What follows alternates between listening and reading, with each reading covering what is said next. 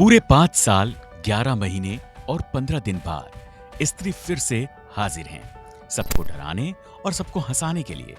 जब साल 2018 में ये फिल्म रिलीज हुई थी, तब शायद किसी ने सोचा भी नहीं था कि ये फिल्म लोगों को इतना पसंद आएगी।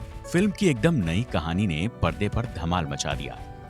लेकिन शायद कम ही लोग जानते होंगे कि ये फिल्म एक सत्य घटना से प्रेरित है, यानी वाकई में स्त्री थी और एक जमाने में उस स्त्री ने लोगों के दिलों में इस कदर खौफ कर दिया था कि रात को घरों से निकलने में भी लोगों की रूह कांप उठती थी। उसने तमाम मर्दों को अपना शिकार बनाया। सच तो ये है कि असल कहानी फिल्म की कहानी से भी कहीं ज्यादा खौफनाक और खतरनाक है। यही नहीं, इस फिल्म की शूटिंग जिस जगह पर हुई थी वो तो और भी भूतिया थी। शूट पर मौजूद लोगों के साथ तमाम अजीबोगरीब घटनाएं भी घटी थी। आज की वीडियो में हम आपको बताएंगे वो सत्य घटनाएं जिससे फिल्म स्त्री प्रेरित है, और बताएंगे उस भूतिया जगह के बारे में जहां ये फिल्म शूट की गई थी। तो बने रहिए हमारे साथ वीडियो के आखिर में। साल 1990, जगह बेंगलुरु। घुप अंधेरे में डूबी भयानक काली रात। खौफनाक सन्नाटे से घिरी गलियां। इस सन्नाटे को चीरती है अचानक दरवाजे पर होने वाली दस्तक और एक स्त्री की मनमोहक मीठी आवाज। दरवाजे की दस्तक और उस स्त्री की आवाज से घर के अंदर मौजूद मर्द का सीना कांप उठता है। उसकी आंखों के सामने अंधेरा छा जाता है।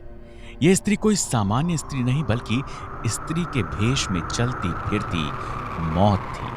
उसे तलाश थी मर्दों की। वो मर्दों के खून की प्यासी थी। उस स्त्री के अंदर रूहानी ताकतें बसती थीं। वो घर की बहन या मां की आवाज में मर्द को बुलाती। उसके मायाजाल में फंसकर जैसे ही घर का कोई मर्द बाहर निकलता, वो उसे धर दबोचती। वो उसे अपने साथ किसी अनजान जगह पर ले जाती और दरवाजे पर रह जाते थे बस उस मर्द के कपड़े। ये कपड़े चीख चीख कर इस बात की गवाही दे रहे होते थे कि स्त्री आई थी जो मर्द को अपने साथ ले गई। पूरे बेंगलुरु में यह बात आग की तरह फैल गई। दहशत के मारे मर्दों का बुरा हाल था। हालत ये थी कि मर्दों ने रात में घर से बाहर निकलना बंद कर दिया। उन्हें हर पल मौत का डर सताने लगा। उन्हें लगता था कि स्त्री आएगी और उन्हें ले जाएगी। हालांकि कोई मर्द बाहर नहीं निकलना चाहता था, लेकिन उस चुड़ैल यानी स्त्री की आवाज में इतनी मिठास और इतना अपनापन हुआ करता था कि कोई मर्द खुद को रोक नहीं पाता। लेकिन आखिर कब तक लोग यूं ही चार दीवारी में कैद रहते? आखिरकार लोगों ने उस स्त्री से बचने का एक नायाब नया तरीका ढूंढा, नालेबा। जी हां, नालेबा। नालेबा एक कन्नड़ शब्द है जिसका अर्थ है कलाना। लोगों ने अपने अपने घरों के सामने नालेबा लिख दिया। लोगों का ऐसा मानना था कि ये पढ़कर वो चुड़ैल घर का दरवाजा खटखटाए बिना ही वापस लौट जाती थी। हालांकि समय के साथ साथ ये अफवाह धीमी पड़ गई। अब ये तो नहीं पता कि इस अफवाह में कितनी सच्चाई थी, लेकिन उस समय दहशत का जो दौर था उसे इस बात से समझा जा सकता है कि आज भी बेंगलुरु में कई जगहों पर हर साल 1 अप्रैल को नालेबा डे मनाया जाता है। आगे बढ़ने से पहले एक रिक्वेस्ट है। इस चैनल पर 2500 से ज्यादा सब्सक्राइबर हो चुके हैं। अब हम निकल पड़े हैं मिशन 10,000 सब्सक्राइबर पर। इस मिशन को कामयाब बनाने के लिए हमें जरूरत है आपके सहयोग की। आपका एक सब्सक्रिप्शन हमारे मनोबल को कई गुना बढ़ाने का काम करेगा। तो देर किस बात की, आगे बढ़ने से पहले चैनल सब्सक्राइब कर लीजिए। अब ये बात बताने की जरूरत नहीं होनी चाहिए कि फिल्म स्त्री का प्लॉट इसी अफवाह पर आधारित है। हालांकि फिल्म के डायरेक्टर अमर कौशिक ने एक इंटरव्यू में कहा था कि फिल्म की कहानी सिर्फ इसी घटना पर नहीं, बल्कि देश के अलग अलग फैलने वाली तमाम अफवाहों पर आधारित है। अब बात उस जगह की जहां फिल्म की शूटिंग की गई। भूतिया फिल्म को शूट करने के लिए भूतिया जगह से बढ़िया भला क्या हो सकता है। फिल्म के मेकर्स चाहते थे कि शूटिंग के लिए ऐसी लोकेशन हो जहां शूट करना खुद में एक डरावना और रोमांचकारी अनुभव हो। इसके लिए चुनी है भोपाल की ताजमहल हवेली। लगभग 200 साल पुरानी ये हवेली आज खंडहर है। यहाँ के लोग इसे भूतिया हवेली कहते हैं। खंडहर होने के बावजूद आज तक कोई यहाँ रहने की हिम्मत नहीं जुटा सका। खबरों की माने तो बीते 50 साल से ये हवेली यूं ही वीरान सुनसान पड़ी है। असल में कभी ये हवेली भोपाल की बेगम साहिबा का निवास हुआ करती थी।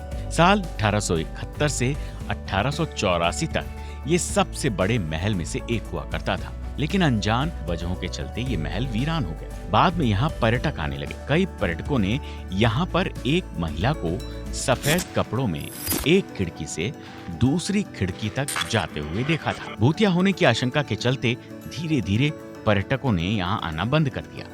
बाद में इस महल का बड़ा हिस्सा गिर गया, जिसके बाद इसे बंद कर दिया गया।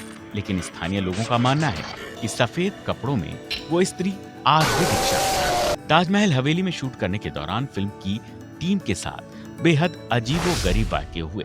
स्थानीय लोगों ने टीम को पहले ही तमाम हिदायतें दे दी थीं। हवेली में फीमेल मेंबर्स को अपने बाल खोलने की सख्त मनाही है। साथ ही किसी भी खुशबूदार चीज का इस्तेमाल भी नहीं करना था। ना ही वहाँ किसी को अकेले रहने या घूमने की इजाजत। टीम के एक मेंबर के साथ तो हादसा होते होते बचा। दरअसल एक दिन शूट के वक्त उस शख्स को ऐसा लगा जैसे किसी ने उसे पीछे से धक्का दिया, जिसके चलते वो काफी ऊंचाई से नीचे गिर पड़ा। ये देखकर पूरी टीम हैरान रह गई, क्योंकि उस शख्स के आसपास कोई भी मौजूद नहीं था। सबके दिमाग में बस यही सवाल था कि आखिर धक्का किसने दिया। स्त्री के साथ ही स्त्री 2 की शूटिंग भी यहाँ हुई है। इस फिल्म का टाइटल भी एकदम अलग है। फिल्म का नाम स्त्री कैसे पड़ा, इसकी भी एक कहानी है। राजकुमार राव ने एक इंटरव्यू में बताया कि जब उन्हें स्क्रिप्ट सुनाई गई तब इस फिल्म का नाम कुछ और था, लेकिन स्क्रिप्ट सुनते सुनते ही राजकुमार राव के दिमाग में एक बहुत बढ़िया टाइटल आ चुका था। उन्होंने राइटर को बताया कि फिल्म का नाम स्त्री होना चाहिए। ये नाम सबको बेहद पसंद आया और इस तरह फिल्म का नाम रखा गया स्त्री। हम उम्मीद करते हैं कि ये स्त्री पहली वाली स्त्री से भी ज्यादा खतरनाक, डरावनी होगी। यह हम सबको जी भर के डराएगी और मन भर के हंसाएगी। अगर आप ये फिल्म देख चुके हैं तो कमेंट बॉक्स में बताएं कि फिल्म आपको कैसी लगी। अगर वीडियो पसंद आया है तो प्लीज इसे लाइक करके ज्यादा से ज्यादा शेयर करें। चैनल पर नए हैं तो सब्सक्राइब करें और नोटिफिकेशन बेल जरूर दबा दें। फिर मिलेंगे एक नए वीडियो के साथ। नमस्कार।